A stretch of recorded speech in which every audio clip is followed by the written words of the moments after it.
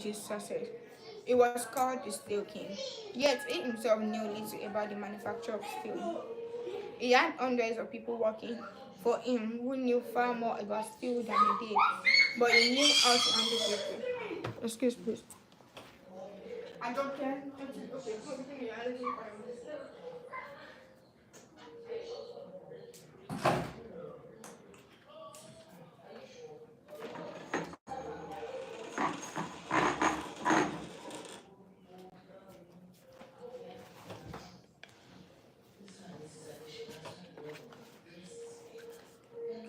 But he knew how to handle people, and that is what made him rich. Early in life, he showed a flair for organization, a genius for leadership. By the time he was 10, he too had discovered the outstanding importance people place on their own name, and he used that discovery to win cooperation. To illustrate, when he was a boy back in Scotland, he got hold of a rabbit, a mother rabbit. Presto! He soon had a whole nest of little rabbits and nothing to feed them. But he had a brilliant idea. He told the boys and girls in the neighborhood that if they would go out and pull enough clover and dandelions to feed the rabbits, he would name the bunnies in their honor. The plan worked like magic, and Carnegie never forgot it. Years after, he made millions by using the same psychology in business. For example, he wanted to sell steel rails to the Pennsylvania Railroad. Thompson was the president of the Pennsylvania Railroad then. So Andrew Carnegie built a huge steel mill in Pittsburgh and called it the Edgar Thompson Steel Works. Here is a riddle. See if you can get it. When the Pennsylvania Railroad needed steel rails, where do you suppose J. Edgar Thompson bought them? From Sears, Roebuck? No, you are wrong. Guess again. When Carnegie and George Pullman were battling each other for supremacy in the railroad sleeping car business, the Steel King again remembered the lesson of the rabbits. The Central Transportation Company, which Andrew Carnegie controlled, was fighting with the company that Pullman owned. Both were struggling to get the sleeping car business of the Union Pacific Railroad, bucking each other, slashing prices, and destroying all chance of profit. Both Carnegie and Pullman had gone to New York to see the board of directors of the Union Pacific. Meeting one evening in St. Nicholas Hotel, Carnegie said, "Good evening, Mr. Pullman. Aren't we making a couple of fools of ourselves?" "What do you mean?" Pullman demanded. Then Carnegie expressed what he had. "Welcome. Please, can you comment your name?" What he had on his mind, and can you hear me? A measure of their two interests. He pictured in glowing terms the mutual advantages of working with instead of against each other. Pullman listened attentively, but he was not wholly convinced. Finally, he asked, "What would you call the new company?" And Carnegie replied promptly, "Why, the Pullman Palace Car Company, of course." Pullman faced brightening. "Come into my room," he said. "Let's talk it over." That talk made industrial history. This policy of remembering and honoring the names of his friends and business associates was one of the secrets of Andrew Carnegie's leadership. He was proud of the fact that he could call many of his factory workers by their first names, and he boasted that while he was personally in charge, no strike ever disturbed his flaming steel mills. Benson Love, chairman of Texas Commerce Ventures, believes that the bigger a corporation gets, the colder it becomes. One way to warm it up, he said, is to remember people's names. The executive who tells me he can't remember names is at the same time telling me he can't remember a significant part of his business and is operating on quicksand.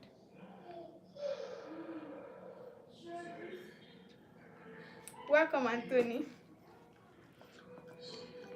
Karen Krish of Rancho Palos Verdes, California, a flight attendant for TWA, made it a practice to learn the names of as many passengers in a cabin as possible and use the name when serving them. This resulted in many compliments on her service, expressed both to her directly and to the airline. One passenger wrote, "I haven't flown TWA for some time, but I am going to start flying nothing but TWA from now on. You make me feel that your airline has become very personalized airline, and that is important to me. People are so proud of their names, that they strive to perpetuate them at any cost. Even blustering Ardboyd, old P.T. Barnum, the greatest showman of his time, disappointed because he had no sons to carry on his name, offered his grandson C.H. Seeley $25,000 if he would call himself Barnum Seeley. For many centuries, nobles and magnates supported artists, musicians, and authors so that their creative work would be dedicated to them. Libraries and museums owe their richest collection to people who cannot bear to think their names might perish from the memory of the race. The New York Public Library has its Astor and Lenox collections. The Metropolitan Museum perpetuates the names of Benjamin Altman and J.P. Morgan. And nearly every church is beautified by stained glass windows commemorating the names of their donors.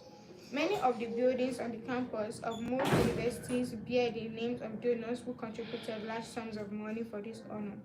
Most people don't remember names. For this simple reason, they don't take the time and energy necessary to concentrate and repeat and fix names indelibly in their minds. They make excuses for themselves. They are too busy. But they were probably no busier than Franklin Roosevelt, and it took time to remember and recall even the names of mechanics with whom he came into contact.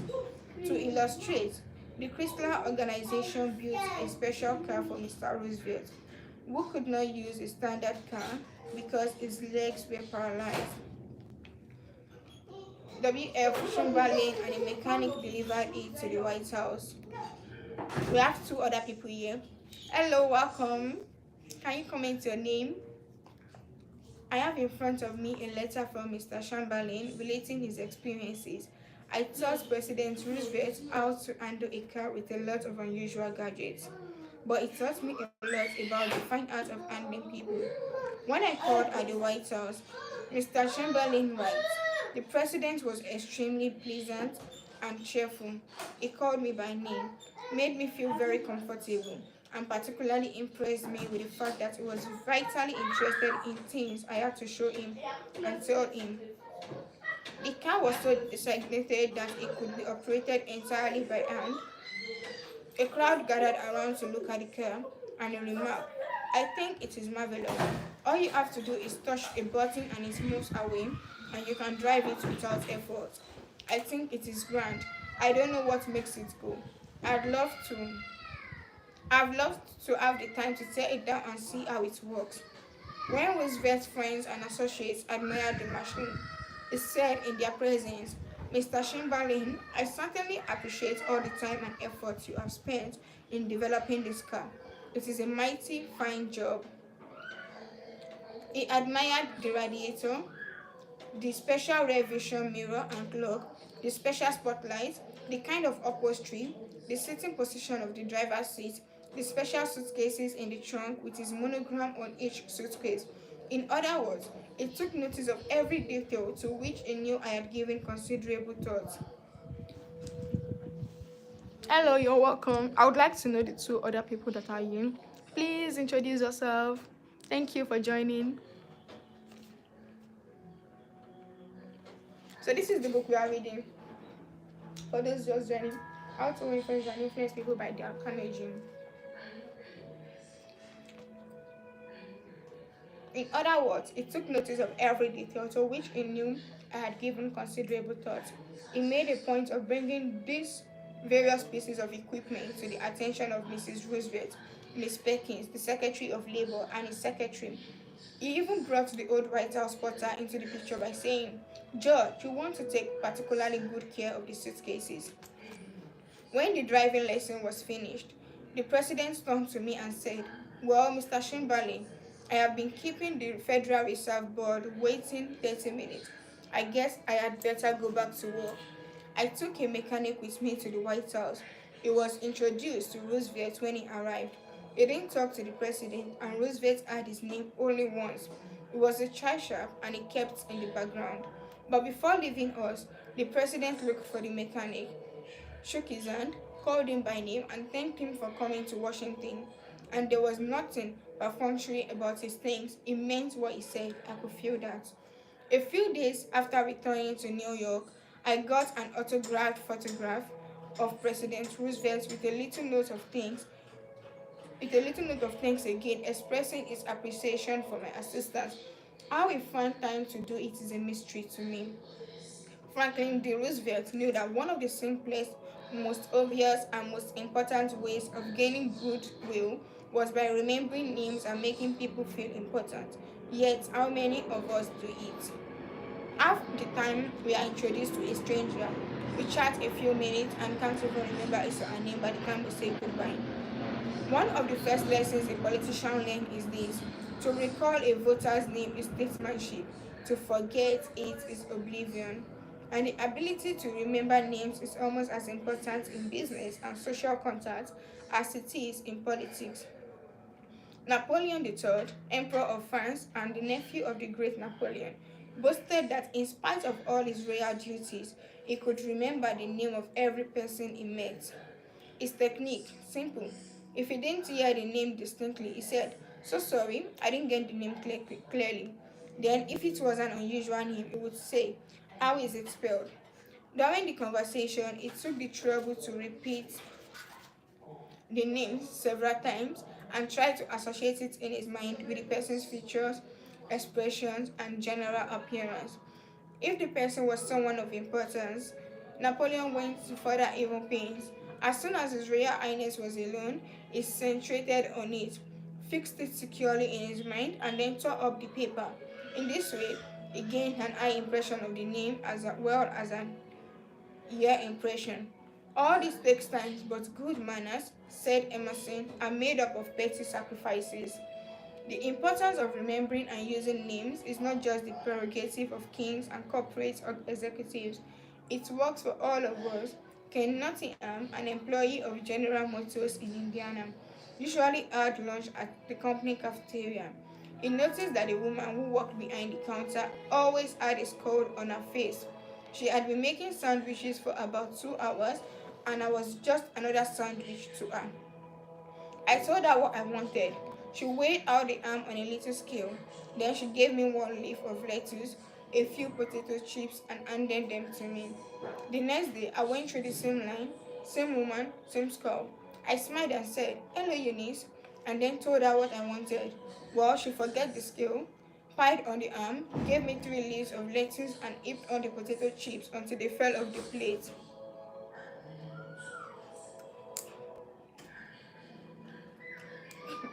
Of course, you can learn it. We should be aware of the magic contained in a name and realize that this single item is wholly and completely owned by the person with whom we are dealing and nothing else. The name sets the individual apart. It makes him or her unique among all others.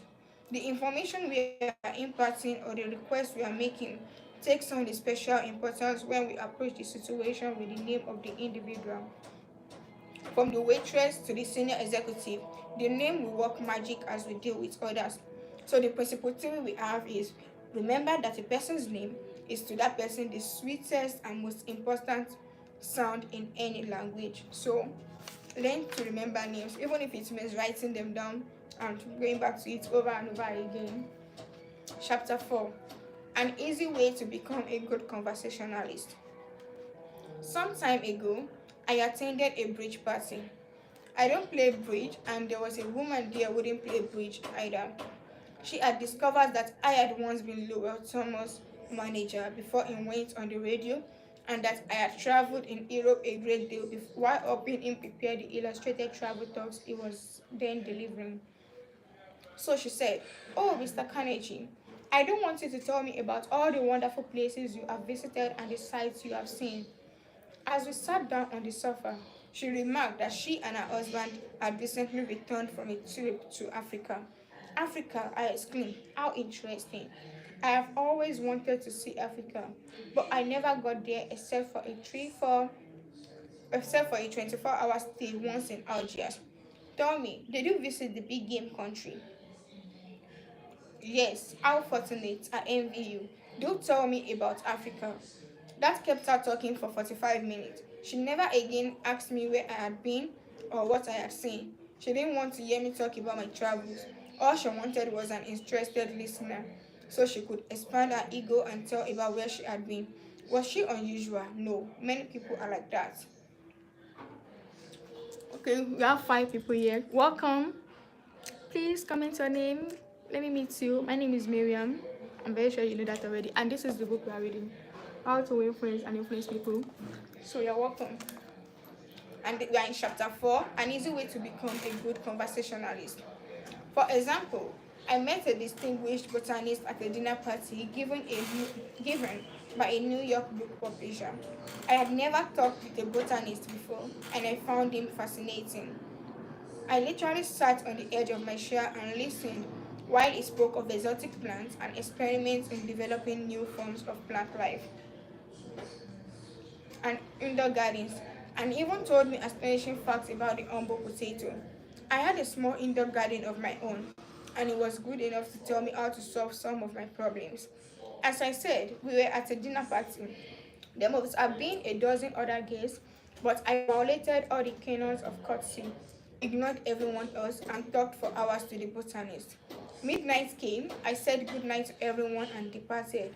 The botanist then turned to our host and paid me several flattering compliments. I was most stimulating. I was this and I was that. And he entered and he ended by saying I was the most interesting conversationalist.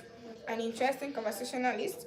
Why? I had said hardly anything at all. I couldn't have said anything if I had wanted to without changing the subject. For I didn't know any more about botany than I knew about the anatomy of a pigeon. But I had done this. I had listened intently. I had listened because I was genuinely interested and it felt lit. Naturally, that pleased him. That kind of listening is one of the highest compliments we can pay anyone. Few human beings, wrote Jack Woodford in Strangers in Love, few human beings are proof against the implied flattery of rapt attention. I went even further than giving him rapt attention. I was hearty in my approbation and lavish in my praise.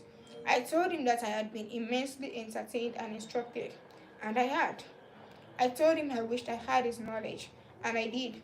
I told him that I should love to wander the fields with him, and I have. I told him I must see him again, and I did. So I had him thinking of me as a good conversationalist, when in reality I had been merely a good listener and encouraged him to talk. What is the secret? The mystery of a successful business interview? Well, according to former Harvard President Charles Eliot, there is no mystery about successful business intercourse. Exclusive attention to the person who is speaking to you is very important. Nothing else is so flattering as that. Eliot himself was a past master of the art of listening. Henry James, one of America's first great novelists, recalled, Dr. Eliot's listening was not mere silence, but a form of activity. Sitting very erect on the end of his spine, with hands joined in his lap, making no movement except that he revolved his thumbs around each other or slower. He faced his interlocutor and seemed to be hearing with his eyes as well as his ears. He listened with his mind and attentively considered what you had to say while you said it. At the end of an interview, the person who had talked to him felt that he had had a say. Self-evident, isn't it? You don't have to study for 4 years in Harvard to discover that.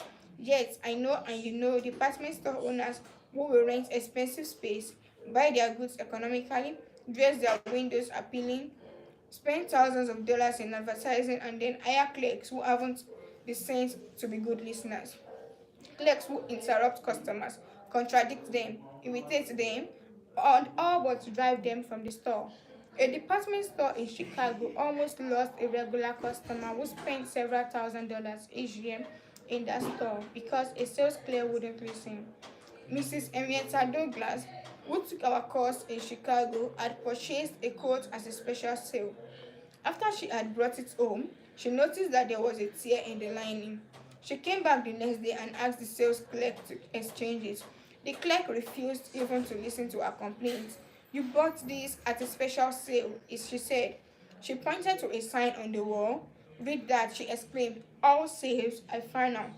Once you bought it, you have to keep it. Sew up the lining yourself. But this was damage merchandise, Mrs. Douglas complained. Makes no difference, the clerk interrupted. Finance is final. Mrs. Douglas was about to walk out indignantly, swearing never to return to that store ever, when she was greeted by the department manager, who knew her from many years of patronage. Mrs. Douglas told her what had happened. The manager listened attentively to the whole story, examined the quotes, and then said, "Special sales are final, so we can dispose of merchandise at the end of the season. But this no return policy does not apply to damaged goods. We will certainly repair or replace the lining, or if you prefer, give you your money back." What a difference in treatment. If the manager had not come along and listened to the customer, a long-term patron of that store could have been lost forever. Listening is just as important in one's home life as it is in the world of business. Millie Esposito of Croton, Hudson, New York, made it a business to listen carefully when one of her children wanted to speak with her. One evening, she was sitting in the kitchen with her son, Robert, and after a brief discussion of something that was on his mind, Robert said, "Mom, I know that you love me very much." Miss Esposito was touched and said, "Of course, I love you very much. Did you doubt it?" Robert responded, "No, but I really know you love me because whenever I want to talk to you about something, you stop whatever you are doing and listen to me." The chronic kicker, even the most violent critic, will frequently soften and be subdued in the presence of a patient, sympathetic listener. A listener who will be silent while the irate fault finder dilates like a king cobra and spews the poison out of his system. To illustrate, the New York Telephone Company discovered a few years ago that it had to deal with one of the most vicious customers who ever caused a customer service representative. And he did cause. He raved. He threatened to tear the phone out of by its roots. He refused to pay certain charges that he declared were false. He wrote letters to the newspaper. He filed innumerable complaints with the Public Service Commission, and he started several suits against the telephone company. At last, one of the company's most skillful troubleshooters was sent to interview the stormy petrel. This troubleshooter listened and let the cantankerous customer enjoy himself pouring out his tirade. The telephone representative listened and said yes and sympathized with his grievance. He raved on, and I listened for nearly 3 hours, the troubleshooter said as he related his experiences before one of the author's classes. Then I went back and listened some more. I interviewed him 4 times, and before the first visit was over, I had become a charter member of an organization he was starting. He called it the Telephone Subscribers Protective Association. I am still a member of this organization, and so far as I know, I am the only member in the world today beside Mr. Dash. I listened and sympathized with him on every point that he had made during these interviews. He had never had a telephone representative talk with him that way before, and he became almost friendly. The point on which I want to see him was not even mentioned on the first visit, nor was it mentioned on the second or third. But upon the third interview, I closed the case completely. He paid all his bills in full, and for the first time in the history of his difficulties with the telephone company, he voluntarily withdrew his complaint from the Public Service Commission. Doubtless, Mr. Dash had considered himself a holy crusader, defending the public rights against a callous exploitation, but in reality, what he had really wanted was a feeling of importance. He got this feeling of importance at first by kicking and complaining, but as soon as he got his feeling of importance from a representative of the company, his imagined grievances vanished into thin air. One morning, years ago, an angry customer stormed into the office of Julian, founder of the Detmer Woolen Company, which later became the world's largest distributor of woolens to the tailoring trade. This man owed us a small sum of money, Mr. Detmer explained to me. The customer denied it, but we knew it was wrong, so our credit department had insisted that he pay. After getting a number of letters from our credit department, he packed his grip, made a trip to Chicago, and hurried into my office to inform me not only that he was not going to pay that bill, but that he was never going to buy another dollar's worth of goods from the Desma Woolen Company. I listened patiently to all he had to say. I was tempted to interrupt, but I realized that would be bad policy. So I let him talk. I let him talk himself out. Welcome if you are just joining. This is the book we are reading, and here we are in chapter 4 of part 2. I listened patiently to all he had to say. I was tempted to interrupt, but I realized that would be bad policy. So I let him talk himself out. When he finally simmered down and got in a receptive mood, I said quietly, I want to thank you for coming to Chicago to tell me about this. You have done me a great favor. For if our credit department has annoyed you, it may annoy other good customers, and that would be just too bad. Believe me, I am far more eager to hear this than you are to tell it. That was the last thing in the world he expected me to see. I think he was a trifle disappointed because he had come to Chicago to tell me a thing or two, but here I was thanking him instead of scrapping with him. I assured him we would wipe the charge off the books and forget it because he was a very careful man with only one account to look after. While our clerks have to look after thousands. Therefore, it was less likely to be wrong than we were. I told him that I understood exactly how he felt and that if I were in his shoes, I should undoubtedly feel precisely as he did. Since he wasn't going to buy from us anymore, I recommended some other woolen houses. In the past, we had usually lunched together when he came to Chicago, so I invited him to have lunch with me this day.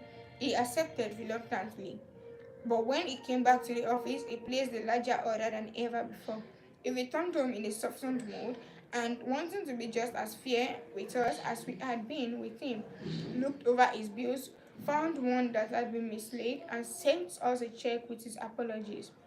Later, when his wife presented him with a baby boy, he gave his son the middle name of Detman, and he remained a friend and customer of this house until his death 22 years afterwards. Years ago, a poor Dutch immigrant boy watched the windows of a bakery shop after school to help support his family. His people were so poor that, in addition, he used to go out in the streets with a basket every day and collect stray bits of coal that had fallen in the gutter where the coal wagoners had delivered fuel. That boy, Edward Buck, never got more than 6 years of schooling in his life. Yet eventually he made himself one of the most successful magazines editor in the history of American journalism. How did he do it? That is a long story. But how he got his start can be told briefly. He got his start by using the principles in this chapter. He left school when he was 13 and became an office boy for Western Union. But he didn't for one moment give up the idea of an education. Instead, he started to educate himself. He saved his car fares and went without lunch until he had enough money to buy an encyclopedia of American biography. And then he did an unheard of thing. He read the lives of famous people and wrote them asking for additional information about their childhood. He was a good listener. He asked famous people to tell him more about themselves. He wrote General James a Garfield, who was then running for president, and asked if it was true that he was once a tall boy on a canal. And Garfield replied. He wrote General Grant asking him about a certain battle, and Grant drew a map for him and invited this 14-year-old boy to dinner and spent the evening talking to him. Soon, our Western Union messenger boy was corresponding with many of the most famous people in the nation. Ralph Waldo Emerson, Oliver Wendell Holmes, Longfellow, Mrs. Abraham Lincoln, Louisa May Alcott, General Sherman, and Jefferson Davis. Not only did he correspond with these distinguished people, but as soon as he got a vacation, he visited many of them as a welcome guest in their homes. This experience imbued him with a confidence that was invaluable. These men and women fired him with a vision and ambition that shaped his life, and all this, let me repeat, was made possible slowly by the application of the principles we are discussing here. Okay. Isaac F. Malcolson A journalist who interviewed hundreds of celebrities declared that many people fail to make a favorable impression because they don't listen attentively. They have been so much concerned with what they are going to say next that they do not keep their ears open. Very important people have told me that they prefer good listeners to good talkers, but the ability to listen seems rarer than almost any other good trait. And not only important personages crave a good listener, but ordinary folk do too. As the Reader's Digest once said, many persons call a doctor when all they want is an audience. During the darkest hours of the Civil War, Lincoln wrote to an old friend in Springfield, Illinois, asking him to come to Washington. Lincoln said he had some problems he wanted to discuss with him. The old neighbor called at the White House, and Lincoln talked to him for hours about the advisability of issuing a proclamation freeing the slaves. Lincoln went over all the arguments for and against such a move, and then read letters and newspaper articles, some denouncing him for not freeing the slaves, and others denouncing him for fear he was going to free them. After talking for hours, Lincoln shook hands with his old neighbor, said goodnight, and sent him back to Illinois without even asking for his opinion. Lincoln had done all the talking himself. That seemed to clarify his mind. It seemed to feel easier after that talk, the old friend said. Lincoln hadn't wanted advice, he had wanted merely a friendly, sympathetic listener to whom he could unburden himself. That's what we all want when we are in trouble. This is frequently all the irritated customers want, and the dissatisfied employee or the hot friend. One of the great listeners of modern times was Sigmund Freud. A man who met Freud described his manner of listening. It struck me so forcibly that I shall never forget him. He had qualities which I had never seen in any other man. Never had I seen such concentrated attention. There was none of the person so penetrating gaze business. His eyes was mild and genial. His voice was low and kind. His gestures were few, but the attention he gave me, his appreciation of what I said, even when I said it badly, was extraordinary. You have no idea what it meant to be listened to like that. If you want to know how to make people shun you and laugh at you behind your back and even despise you, here is the recipe. Never listen to anyone for long. Talk incessantly about yourself. If you have an idea why the other person is talking, don't wait for him or her to finish. Burst right in and interrupt him in the middle of a sentence. Do you know people like that? I do. Unfortunately, and the astonishing part of it is that some of them are prominent. Boss, that is all they are. Boss intoxicated with their own egos, drunk with a sense of their own importance. People who talk only of themselves think only of themselves. And those people who think only of themselves, Dr. Nicholas Murray Buckley, longtime president of Columbia University, said, are hopelessly uneducated. They are not educated, said Dr. Butler, no matter how instructed they may be. So, if you aspire to be a good conversationalist, be an attentive listener. To be interesting, be interested. Ask questions that other person will enjoy answering. Encourage them to talk about themselves and their accomplishments. Remember that the people you are talking to are 100 times more interested in themselves and their wants and problems than they are in you and your problems. A person's toothache means more to that person than a famine in China which kills 1 million people. A boil on one's neck interests one more than 40 earthquakes in Africa. Think of that the next time you start a conversation. Principle 4. Be a good listener. Encourage others to talk about themselves. So we have chapter 5, how to interest people. We'll be taking a 5 minutes break before we move on to that.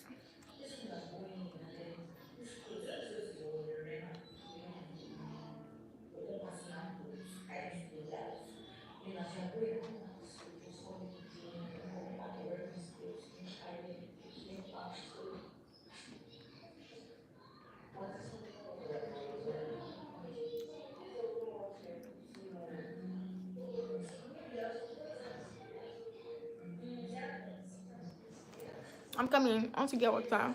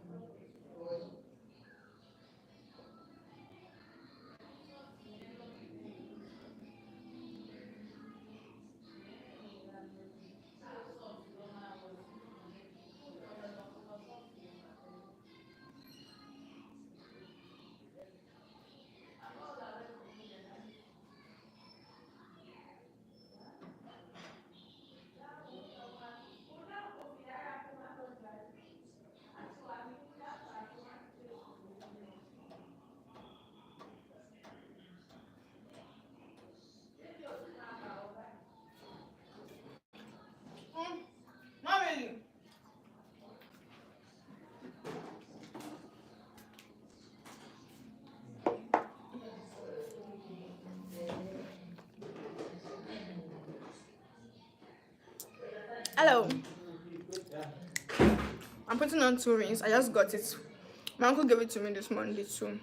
And I like it. So I'm putting on the two together. What do you think about it?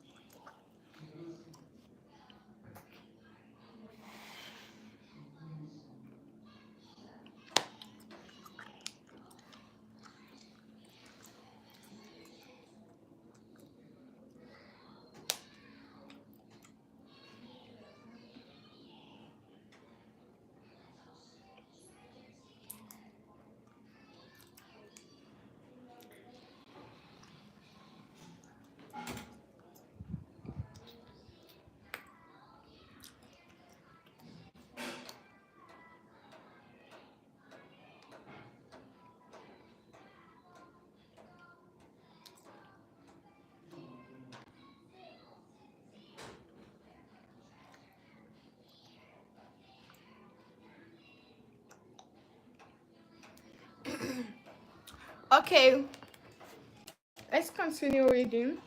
Chapter 5, How to Interest People.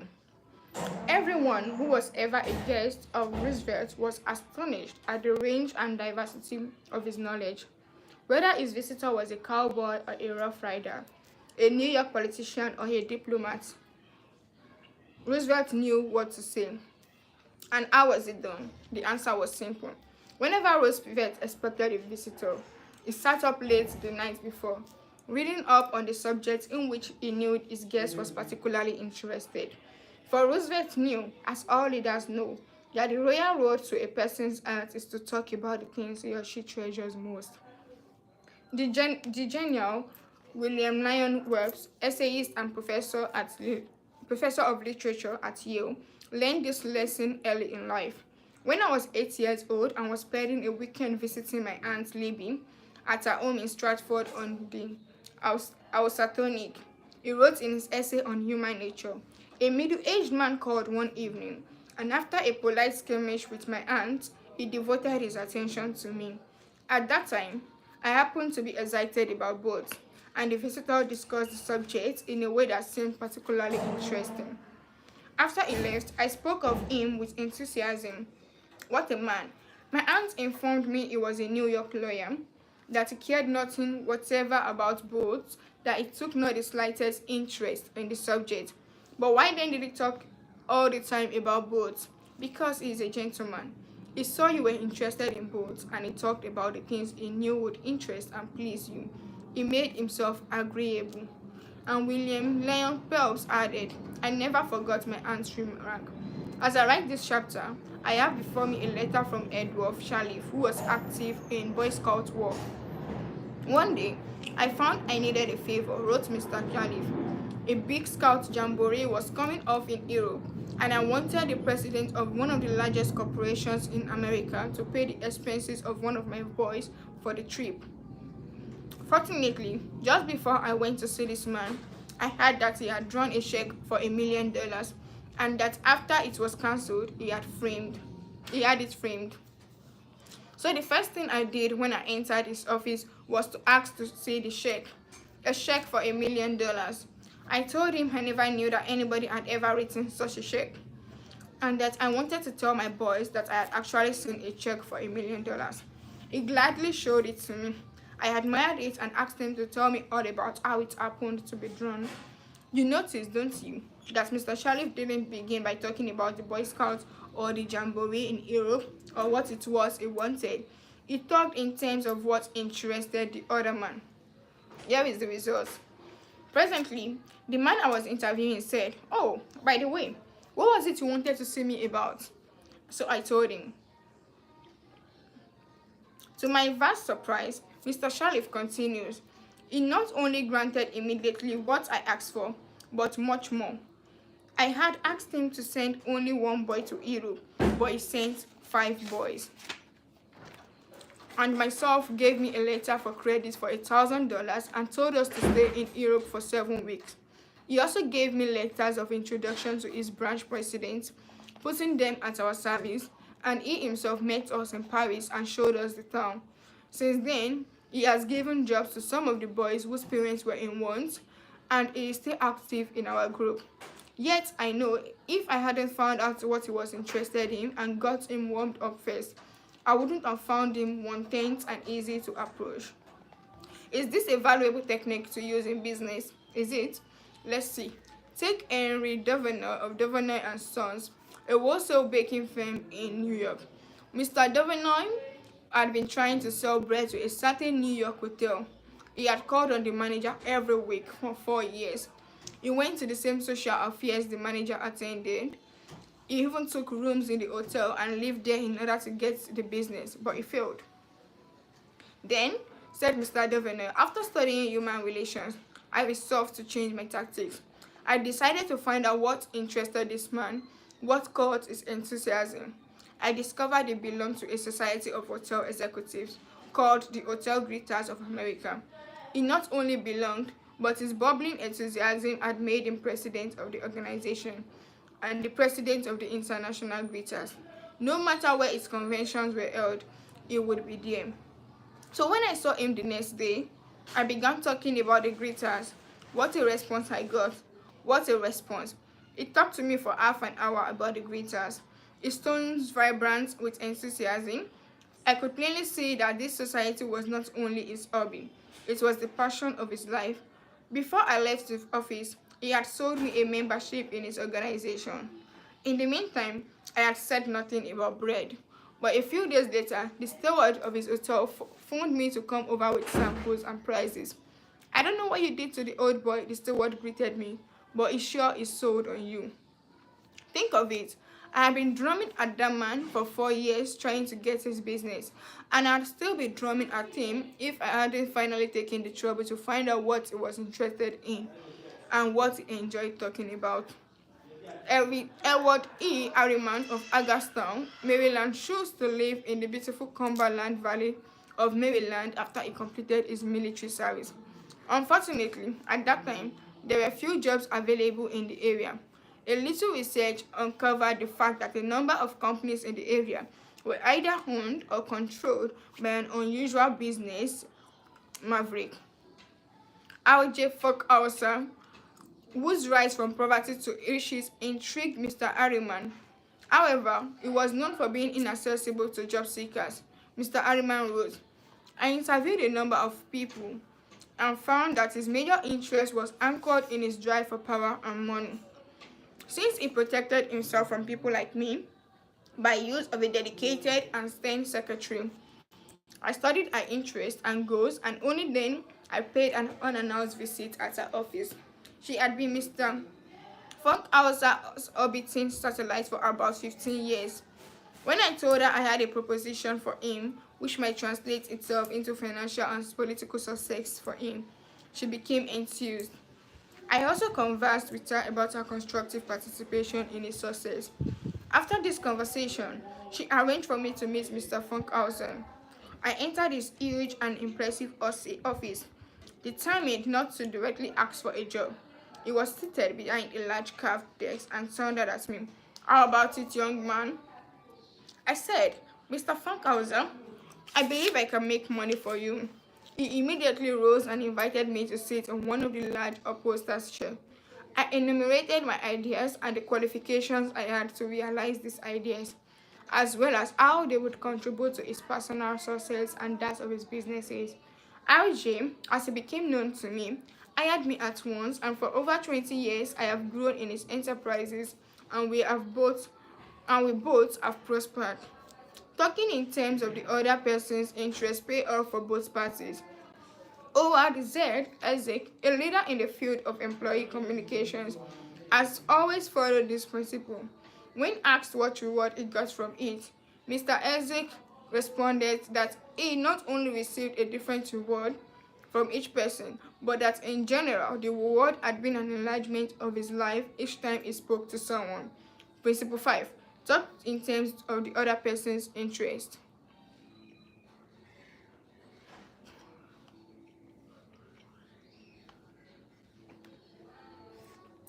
Then we have chapter 6. How to make people like you instantly.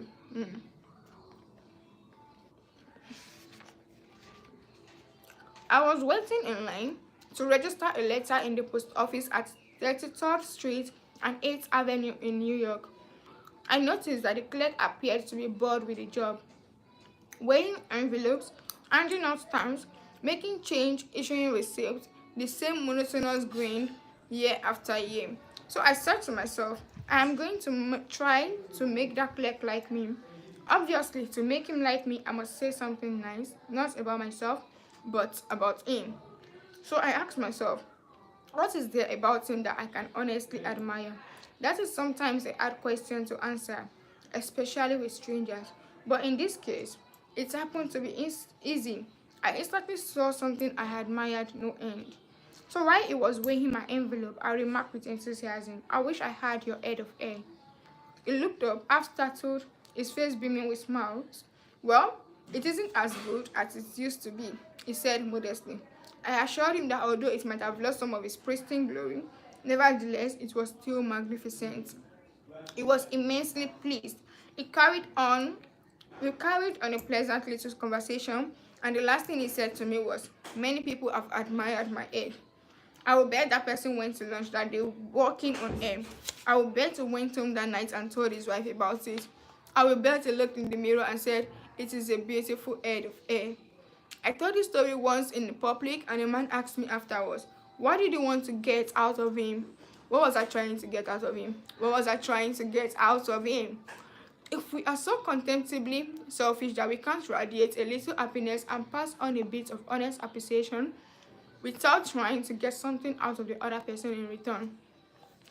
If our souls are no bigger than sour crab apples, we shall meet with the failure we so richly deserve. Oh yes, I did want something out of that chap. I wanted something priceless, and I got it. I got the feeling that I had done something for him without his being able to do anything whatsoever in return for me. That is a feeling that flows and sinks in your memory long after the incident is past. There is one all-important law of human conduct. If we obey that law, we shall almost never get into trouble. In fact, that law, if obeyed, will bring us countless friends and constant happiness. But the very instant we break the law, we shall get into endless trouble. The law is this: always make the other person feel important. John Dewey, as we have already noted, said that the desire to be important is the deepest urge in human nature. And William James said, the deepest principle in human nature is the craving to be appreciated. Where's my pencil? When did they start making covers for pencil? This is my brother's pencil. I just saw it here, and it has cover. Nice.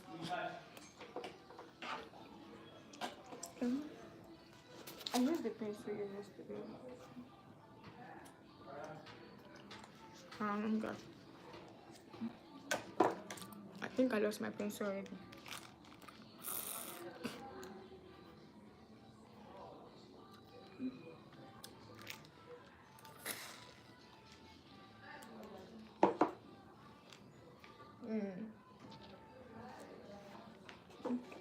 Okay, I wanted to highlight that part.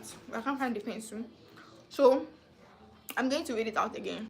The law is this: always make the other person feel important. John Dewey, as we have already noted, said that the desire to be important is the deepest urge in human nature. And William James said, the deepest principle in human nature is the craving to be appreciated.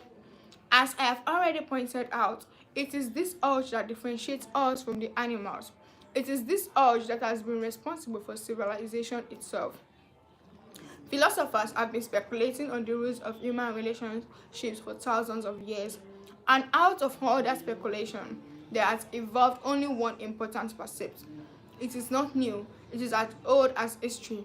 Zoroaster taught it to in his followers in Persia 25 years ago.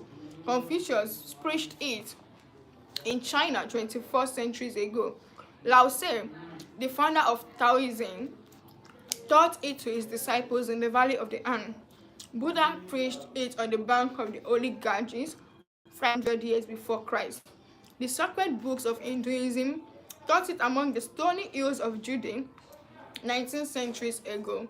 Jesus summed it up in one thought, probably the most important rule in the world.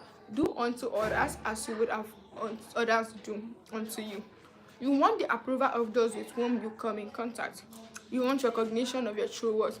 You want a feeling that you are important in your little world. You don't want to listen to cheap, insincere flattery, but you do crave sincere appreciation. You want your friends and associates to be, as Charles Schwab put it, earthy in their approbation and lavish in their praise. All of us want that. So let's obey the golden rule. Give unto others what we would have others give unto us. How? When? Where? The answer is all the time, everywhere. David G. Smith of Eau Claire, Wisconsin, told one of our classes how he handled a delicate situation when he was asked to take charge of the refreshments booth at a charity concert. The night of the concert, I arrived at the park and found two elderly ladies in a very bad humor standing next to the refreshment stand.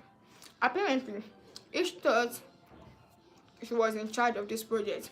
As I stood there pondering what to do, one of the members of the sponsoring committee appeared and handed me a cash box and thanked me for taking over the project.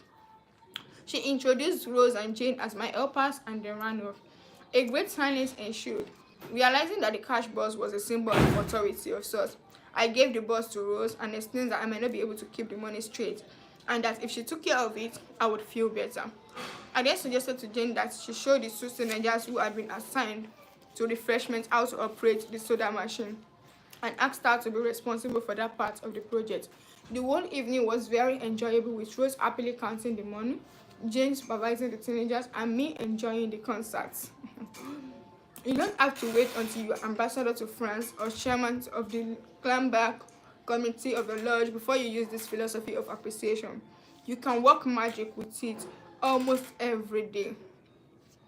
If, for example, the waiters brings us mashed potatoes when we have ordered French fries, let's say, I am sorry to trouble you, but I prefer the French fried. She will probably reply, no trouble at all, but will be glad to change the potatoes because we have shown respect for her. Little phrases such as, I am sorry to trouble you, would you be so kind as to, wouldn't you please, would you mind, thank you.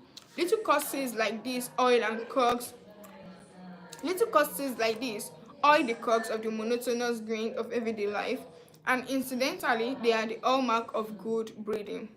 Let's take another illustration. All Keynes novels, The Christian, The Deemster, The Marksman, among them, were all bestsellers in the early part of the century. Millions of people read his novels, countless millions. He was the son of a blacksmith. He never had more than 8 years schooling in his life. Yet, when he died, he was the richest literary man of his time. The story goes like this.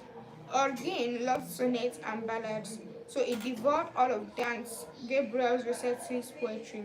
He even wrote a lecture chanting the praises of Rossetti's artistic achievements and sent a copy to Rossetti himself. Rossetti was delighted. Any young man who has such an exalted opinion of my ability, Rossetti probably said to himself, must be brilliant. So Rossetti invited this blacksmith's son to come to London and act as his secretary. That was a turning point in Orkane's life, for in his new position, he met the literary artists of the day. Profiting by their advice and inspired by their encouragement, he launched upon a career and emblazoned his name across the sky.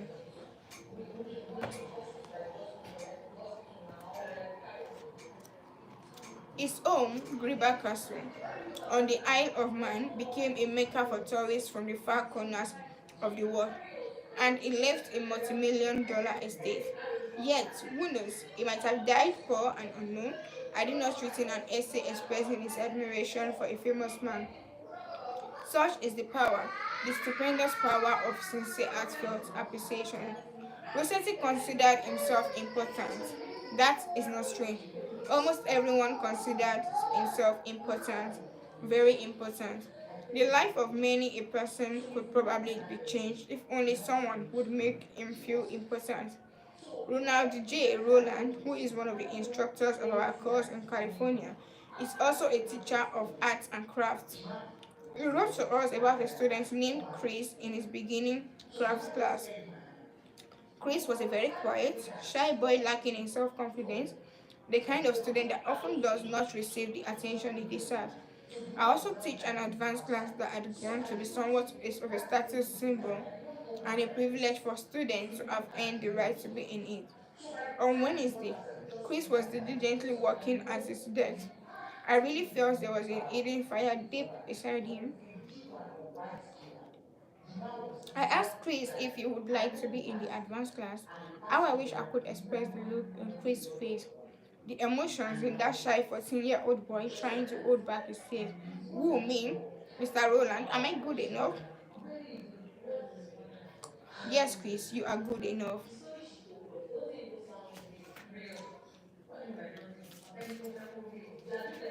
I had to leave at that point because tears were coming to my eyes. As Chris walked out of class that day, seemingly 2 inches taller, he looked at me with bright blue eyes and said in a positive voice, "Thank you, Mr. Roland." Chris taught me a lesson I would never forget. Our deep desire to feel important. To help me never forget this rule, I made a sign which reads, "You are important. You are important." This sign hangs in the front of the classroom for all to see and to remind me that each student I face is equally important.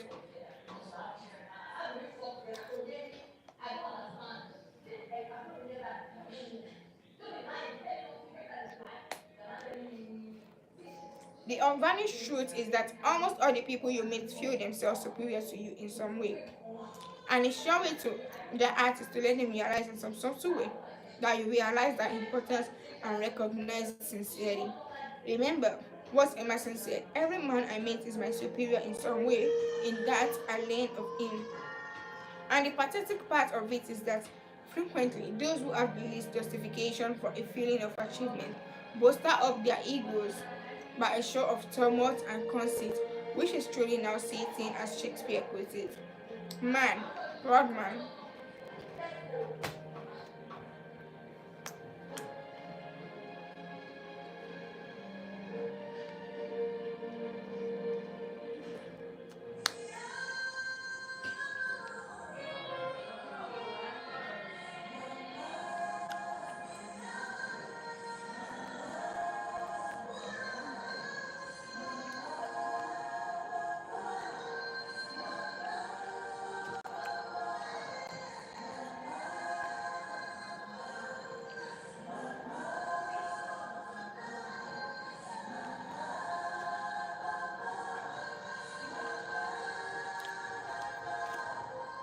I hope the sound of the movie is not disturbing. I am a family woman. So no matter, and my family are having a weekend day. Get. Mm-hmm. They're enjoying themselves, watching movies. Yeah. I'm coming. I want to plug the power bank so I can use the microphone.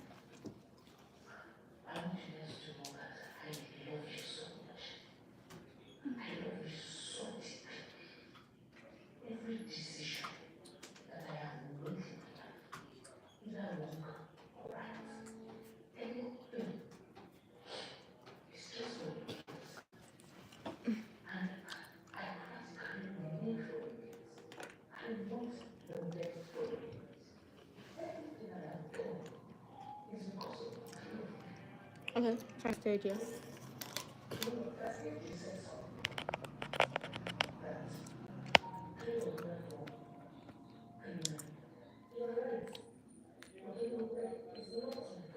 Okay.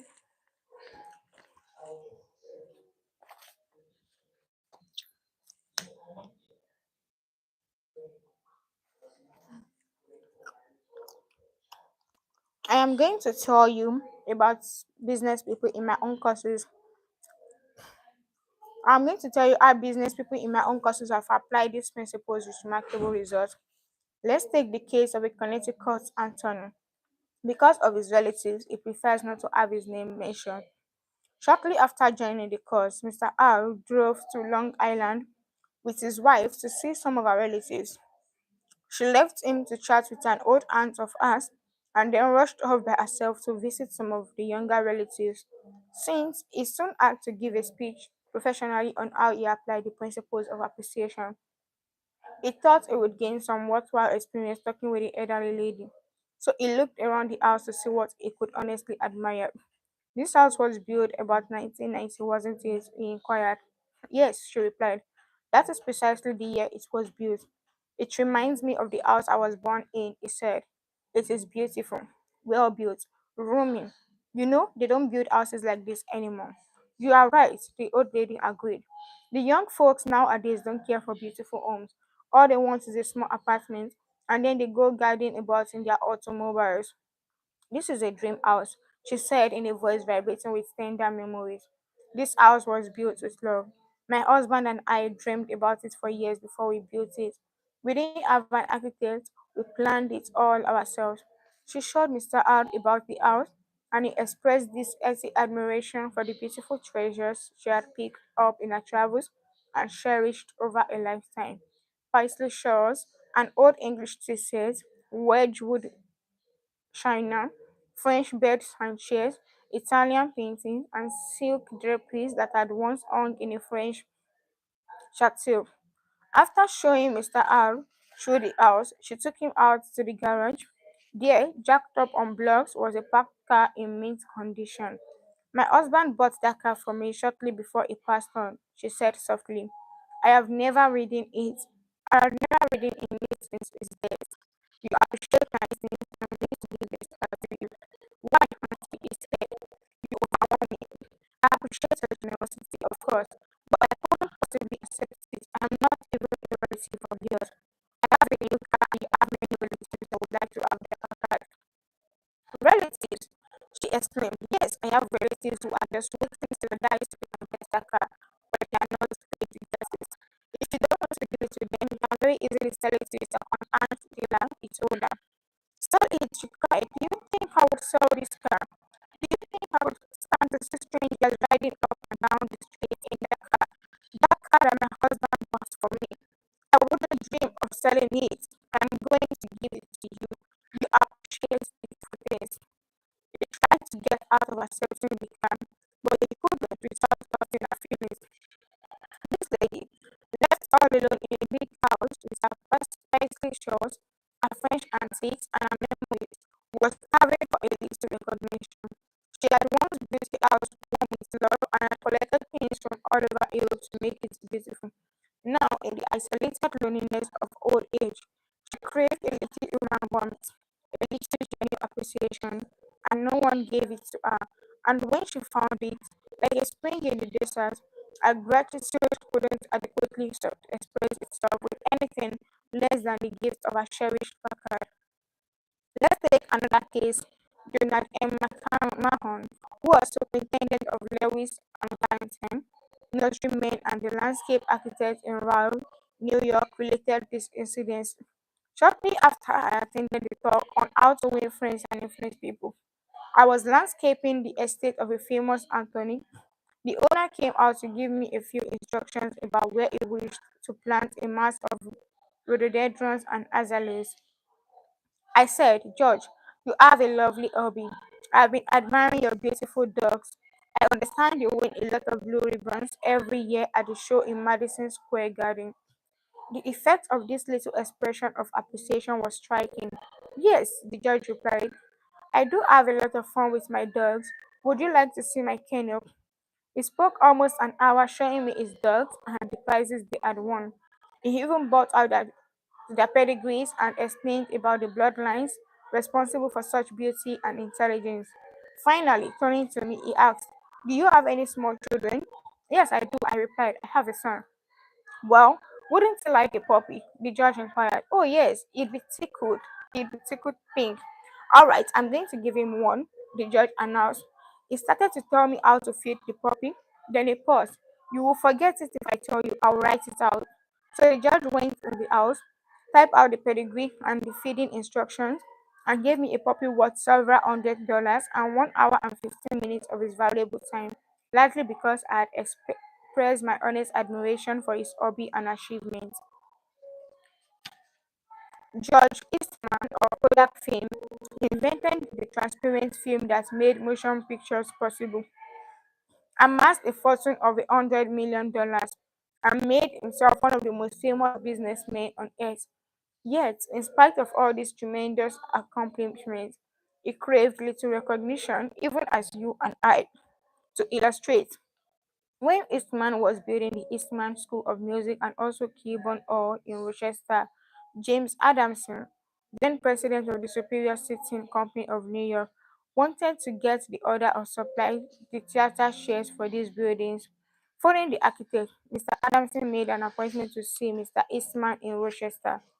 When Adamson arrived, the architect said, I know you want to get this order, but I can tell you right now that you won't stand a ghost of a show if it takes more than 5 minutes of Judge Eastman's time. He is a strict disciplinarian. He is very busy. So tell your story quickly and get out. Adamson was prepared to do just that. When he was ushered into the room, he saw Mr. Eastman bending over a pile of papers at his desk. Presently, Mr. Eastman looked up, removed his glasses, and walked towards the architect and Mr. Adamson, saying, Good morning, gentlemen. What can I do for you? The architect introduced them, and then Mr. Adamson said, While we've been waiting for you, Mr. Eastman, I have been admiring your office. I wouldn't mind working in a room like this myself. I am in the interior woodworking business, and I never saw a more beautiful office in all my life.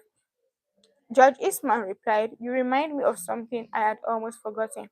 It is beautiful, isn't it? I enjoyed it a great deal when it was first built, but I come down here now with a lot of other things on my mind, and sometimes don't even see the room for weeks at a time. Adamson walked over and rubbed his hand across the panel. This is English oak, isn't it? A little different texture from the Italian oak. Yes, Eastman replied. Imported English oak. It was selected for me by a friend who specializes in fine woods. The then Eastman showed him about the room, commenting on the proportions, the coloring, the hand carving, and other effects he had helped to plan and execute. While drifting about the room, admiring the woodwork, they paused before a window, and Judge Eastman, in his modest, soft spoken way, pointed out some of the institutions through which he was trying to help humanity. The University of Rochester, the General Hospital, the Homeopathic Hospital, the Friendly Home, the Children's Hospital. Mr. Adamson congratulated him warmly on the idealistic way he was using his wealth to alleviate the suffering of humanity. Presently, George Eastman unlocked a glass case and pulled out the first camera he had ever owned, an invention he had bought from an Englishman.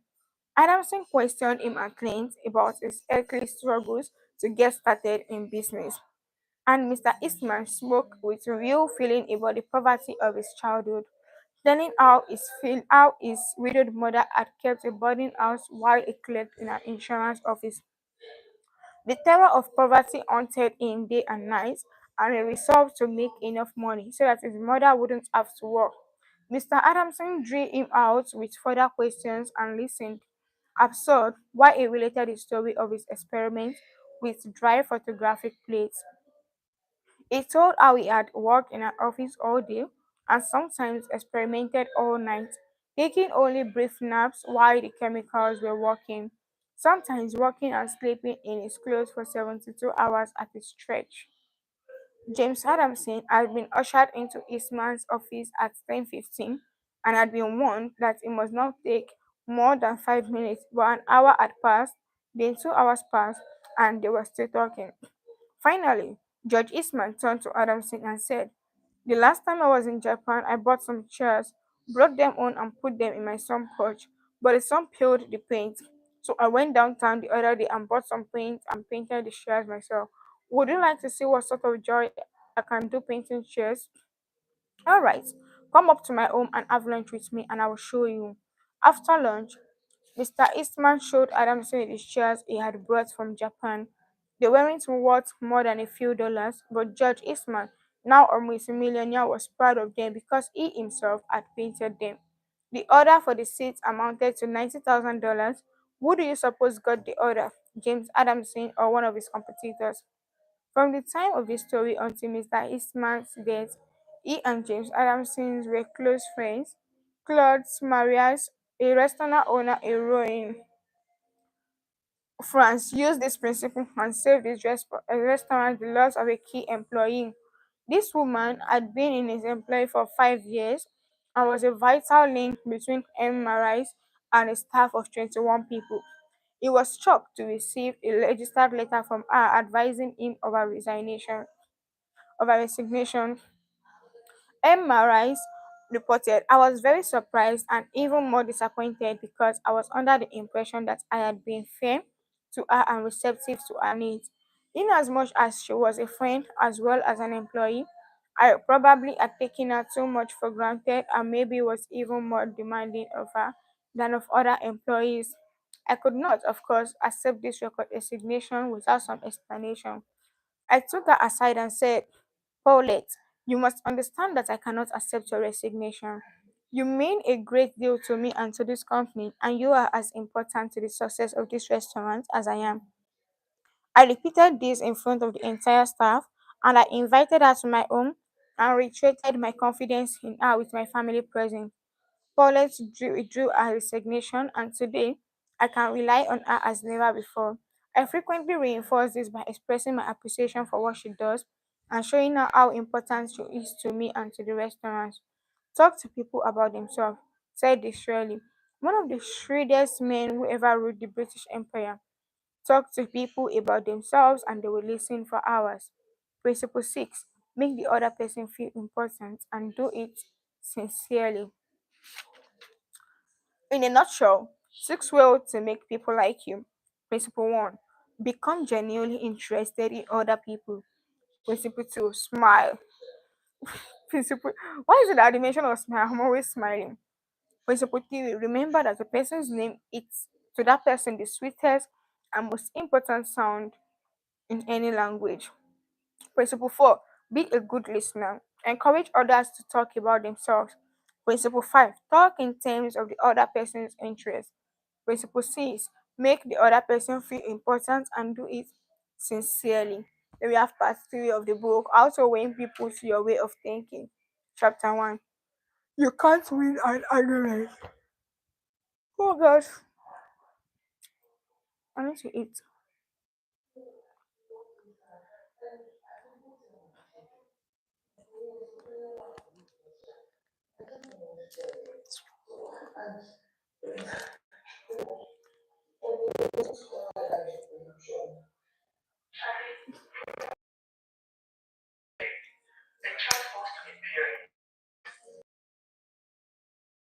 Look, I'm gonna tell you.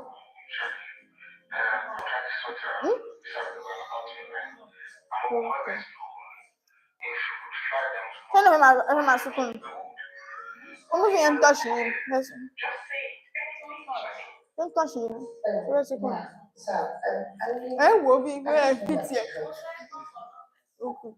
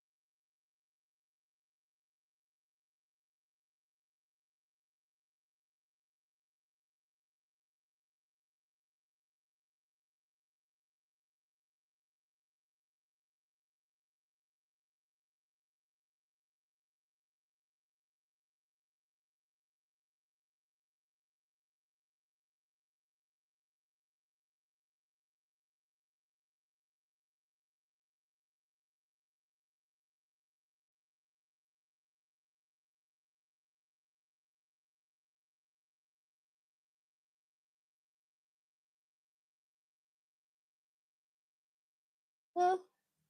Please, I want to take my food. Join me.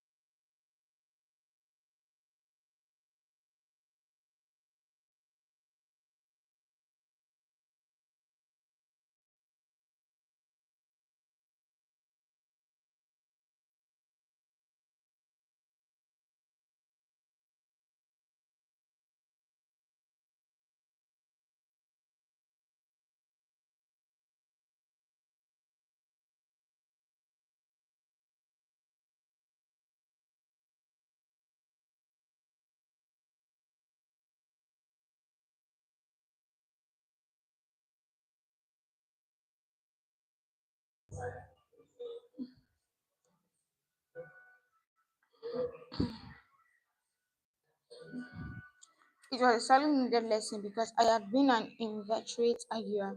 During my youth, I had argued with my brother about everything under the Milky Way. When I went to college, I studied logic and argumentation and went in for debating contests. Talk about being from Missouri. I was born there. I had to be shown. Later, I taught debating and argumentation in New York, and once, I am ashamed to admit, I plan to write a book on the subject. Since then, I have listened to, engaged in, and watched the effect of thousands of arguments.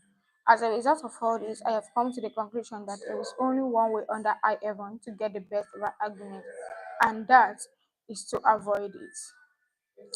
Avoid it as you would avoid rattlesnakes and earthquakes. 9 times out of 10, an argument ends with each of the contestants more firmly convinced than ever that he is absolutely right. You can't win an argument. You can't because if you lose it, you lose it, and if you win it, you lose it. Why? Well, suppose you triumph over the other man and shoot his argument full of holes and prove that he is non-composed mentis. Then what? You will feel fine. But what about him? You have made him feel inferior. You have hurt his pride. He will resent your triumph, and a man is convinced against his will is of the same opinion still. Years ago, Patrick J. O'Hell joined one of my classes. He had little education and how he loved a scrap. He had once been a chauffeur, and he came to me because he had been trying, without much success, to sell trucks. A little questioning brought out the fact that he was continually scrapping with and antagonizing the very people he was trying to do business with. If a prospect said anything derogatory about the trucks he was selling, Pat saw red and was right at the customer's throat. Pat won a lot of arguments in those days. As he said to me afterward, I often walked out of an office saying, I told that bird something. Sure, I had told him something, but I hadn't told him anything. My first problem was not to teach Patrick J. O. L. to talk. My immediate task was to train him to refrain from talking and to avoid verbal fights. Mr. O. L. became one of the star salesmen for the White Motor Company in New York. How did he do it? Here is the story in his own words. If I walk into a buyer's office now and he says, what? A white truck? They are no good. I wouldn't take one if you give it to me. I'm going to buy the Woozy truck. I say, the Woozy is a good truck. If you buy the Woozy, you will never make a mistake. The Woozys are made by a fine company and sold by good people. He is speechless then. There is no room for argument. He says the Wizard is best, and I say sure it is. He has to stop. He can't keep on all afternoon saying it is the best when I am agreeing with him. We then get off the subject of Wizard and I begin to talk about the good points of the white truck. There was a time when a remark like his first one would have made me see scarlet and red and orange. I would start arguing against it, against the Wizard, and the more I argued against it, the more my prospect argued in favor of it, and the more he argued, the more he sold himself on my competitor's product. As I look back now, I wonder how I was ever able to sell anything. I lost years of my life in scrapping and arguing. I keep my mouth shut now, it pays. As wise old Ben Franklin used to say, if you argue and rankle and contradict, you may achieve a victory sometimes, but it will be empty victory because you will never get your opponent's goodwill. So figure it out for yourself. Which would you rather have? An academic, theatric victory or a person's goodwill? You can seldom have both.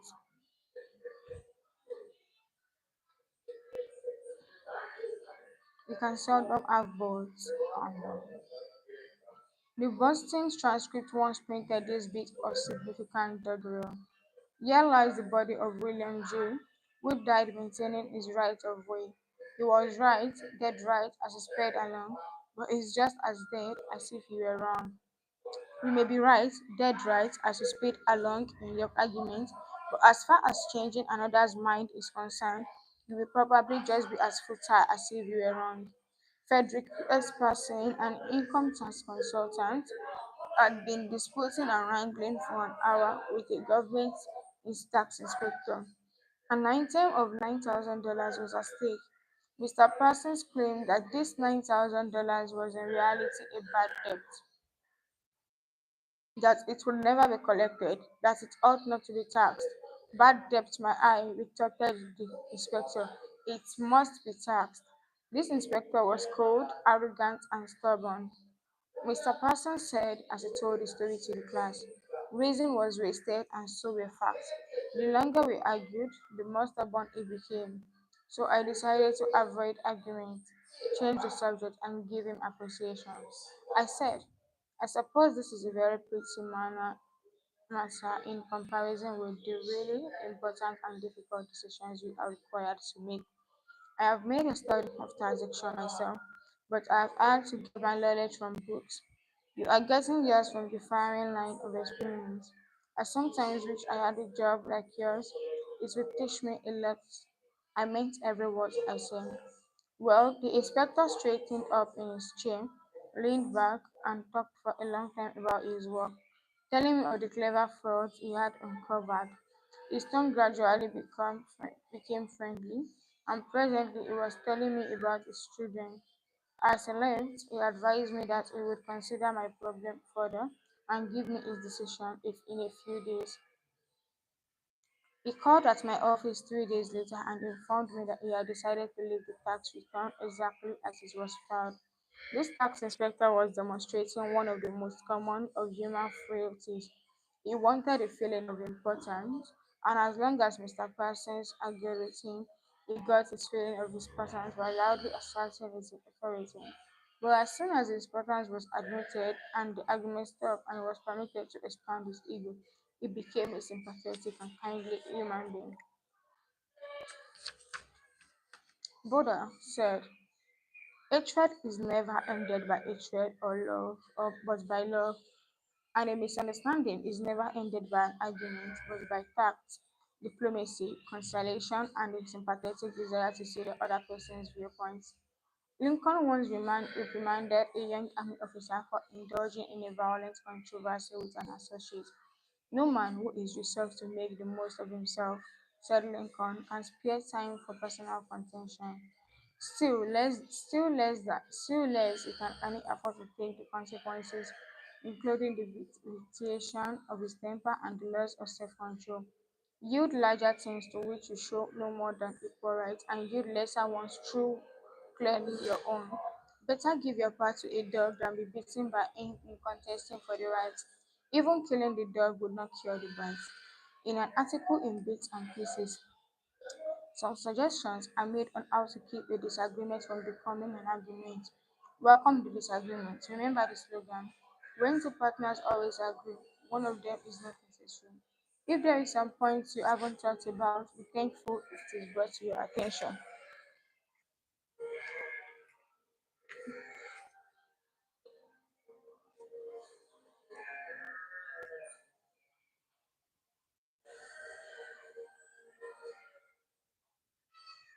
Lincoln once reprimanded a young army officer for indulging in a violent controversy with an associate. No man who is resolved to make the most of himself, said Lincoln, can spare time for personal contention. Still less can he afford to take the consequences, including the visitation. Kian, please bring my power bank and cord. Yield larger things to which you show no more than equal rights, and yield lesser ones through clearly your own. Better give your part to a dog than be beaten by him in contesting for the right. Even killing the dog would not cure the bite. Cord, the iPhone cord. In an article in Bits and Pieces, some suggestions are made on how to keep a disagreement from becoming an argument. Welcome the disagreement. This is the book we are reading. Come back here. Not this one. The iPhone cord is on the chair. Remember the slogan: when two partners always agree, one of them is not necessary. If there is some point you haven't thought about, be thankful it is brought to your attention. Perhaps this disagreement is your opportunity to be corrected before you make a serious mistake.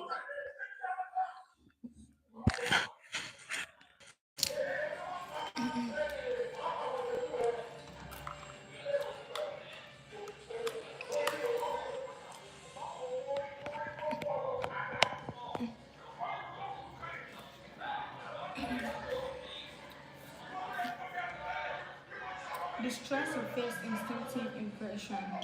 Our first natural reaction in a disagreeable situation is to be defensive.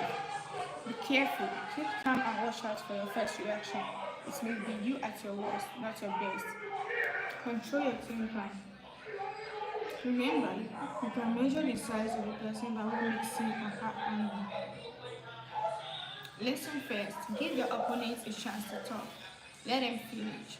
Do not resist, defend, or debate. This only raises barrier. Try to build bridges of understanding. Don't build higher barriers of misunderstanding. Look for areas of agreement. When you have had your opponents out, dwell first on the points and areas on which you agree. Be honest. Look for areas where you can admit error and say so. Apologize for your mistakes. It will help disarm your opponent and reduce defensiveness. When you have promised to think over your opponent's ideas and study them carefully and mean it, your opponents may be right. It is a lot easier at this stage to agree to think about their points than to move rapidly ahead and find yourself in a position where your opponents can say, "We tried to tell you, but you wouldn't listen." Thank your opponents sincerely for their interest. Anyone who takes the time to disagree with you is interested in the same things you are. Think of them as people who really want to help you, and you may turn your opponents into friends. We have postponed action to give both sides time to think through this issue. Suggest that a new meeting be held later that day or the next day when all the facts may be brought to them. In preparation for the meeting, ask yourself some hard questions. Could my opponent be right? Partly right? Is there truth or merit in their position or argument? Is my reaction one that will relieve the problem, or will it just relieve any frustration? Will my reaction drive my opponents further away or draw them closer to me?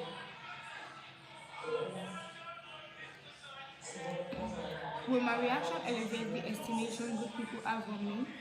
Will I win or lose? What price will I have to pay if I win? If I am quiet about it, will the disagreement blow over? Is this difficult situation an opportunity for me? Ocratenogen Pierce, after he was married nearly 50 years, once said, "My wife and I made a pact a long time ago, and we have kept it no matter how angry we grow with each other. When one yells, the other should listen, because when two people yell, there is no communication, just noise and bad vibrations." So principle one, the only way to get to the best of an argument is to avoid it.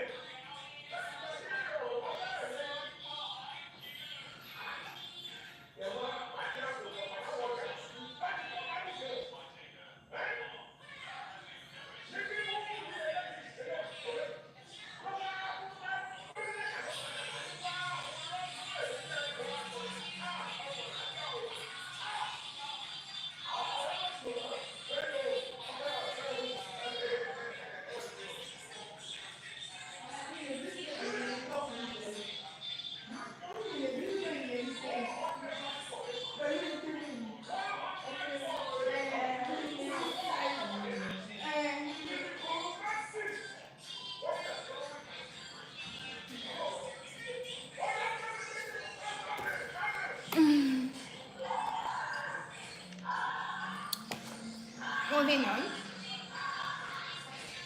Chapter 2: A sure way of making enemies and how to avoid it.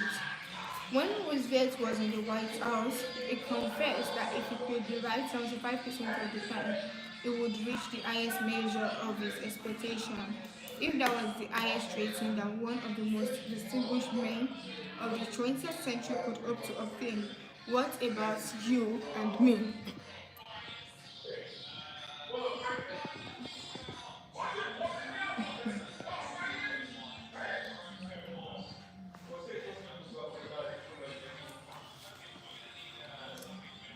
If that was the highest rating that one of the most distinguished men of the 20th century could hope to obtain, what about you and me? If you can be sure of being right only 55% of the time, if you can go down to Wall Street and make $1 million a day, if you can't be sure of being right even 55% of the time, why should you tell other people they are wrong? You can tell people they are wrong by a look or an intonation or a gesture just as eloquently as you can in words. And if you tell them that they are wrong, did you make them want to agree with you? Never. For you, for you have struck a direct blow at their intelligence, judgment, pride, and self-respect. That will make them want to strike back, but it will never make them want to change their minds.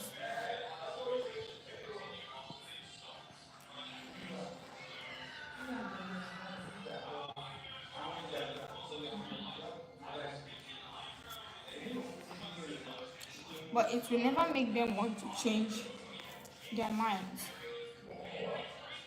You may then all at them all the logic of a Plato or Immanuel Kant, but you will not alter their opinions, for you have hurt their feelings. Never begin by announcing, I am going to prove so and so to you. That's bad. That's tantamount to saying, I am smarter.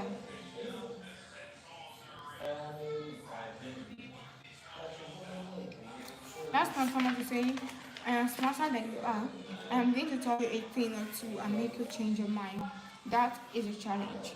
It arouses opposition and makes the listener want to battle with you before you even start. It is difficult.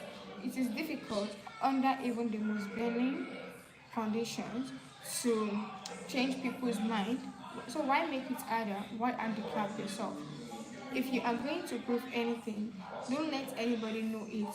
Do it so subtly, so adroitly, that no one will feel that you are doing it. This was expressed succinctly by Alexander Pope. Men must be taught as if he taught them not, and things unknown proposed as things forgot. Over 300 years ago, Galileo said, you cannot teach a man anything. You can only help him to find it within himself. As Lord Chesterfield said to his son, be wiser than other people if you can, but do not tell them so. Socrates said repeatedly to his followers in Athens, one thing only I know, and that is that I know nothing. Well, I can't hope to be any smarter than Socrates, so I have quit telling people they are wrong, and I find that it pays. If a person makes a statement that you think is wrong, yes, even that you know is wrong, isn't it better to begin by saying, well, now look, I thought otherwise, but I may be wrong. I frequently am, and if I am wrong, I want to be put right. Let's examine the facts. There is magic, positive magic in soft phrases. I may be wrong, I frequently am. Let's examine the facts. Nobody in the heavens above or on the earth beneath or in the waters under the earth will ever object to your saying, I may be wrong, let's examine the facts. One of our class members who used this approach in dealing with customers was Harold Rink, a Dutch dealer in Billings, Montana. He reported that because of the pressures of the automobile business, he was often hard-boiled and callous when dealing with customers' complaints. This caused fluid tempers, loss of business, and general unpleasantness. He told his class, recognizing that this was getting me nowhere fast, I tried a new tack. I would say something like this, our dealership has made so many mistakes that I'm frequently ashamed we may have erred in your case. Tell me about it. This approach becomes quite disarming, and by the time the customer releases his feelings, he is usually much more reasonable when it comes to settling the matter.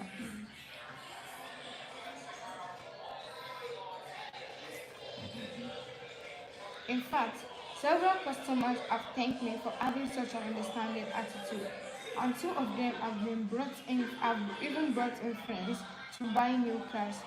In this highly competitive market, we need more of this type of customer, and I believe that showing respect for all customers' opinions and treating them diplomatically and consciously will help beat the competition. You will never get into trouble by admitting that you may be wrong. That will stop all arguments and inspire your opponent to be just as fair and open and above-minded as you are. It will make him want to admit that he too may be wrong. If you know positively that a person is wrong, and you bluntly tell him or ask him, what happens? Let me illustrate. Mr. S, a young New York attorney, once argued a rather important case before the United States Supreme Court. The case involved a considerable sum of money and an important question of law. During the argument, one of the Supreme Court justices said to him, the statute of limitations in admiralty law is 6 years, is it not? Mr. S stopped, stared at the justice for a moment, and then said bluntly, Your Honor, there is no statute of limitations in admiralty. A hush fell on the court, said Mr. S, as he related his experience to one of the author's classes. And the temperature in the room seemed to drop to zero. I was right. Justice was wrong, and I had told him so. But did that make him friendly? No. I still believe that I had the law on my side. And I know that I spoke better than I ever spoke before. But I didn't persuade. I made the enormous blunder of telling a very learned and famous man that he was wrong. Few people are logical. Most of us are prejudiced and biased. Most of us are blighted with preconceived notions, with jealousy, suspicion, fear, envy, and pride. And most citizens don't want to change their minds about their religion, or their haircut, or their communism, or their favorite movie star. So if you are inclined to tell people they are wrong, please read the following paragraph every morning before taking breakfast. It is from James Avery's enlightening book, The Mind in the Making. We sometimes find ourselves changing our minds without any resistance or heavy emotion. But if we are told we are wrong, we resent the invitation and handing our hands. We are incredibly heedless in the illumination of our beliefs, or find ourselves filled with an illicit passion for them when anyone proposes to rob us of their companionship. It is obviously not the ideas that are dear to us, but our self-esteem which is threatened. The little word "my" is the most important one in human affairs.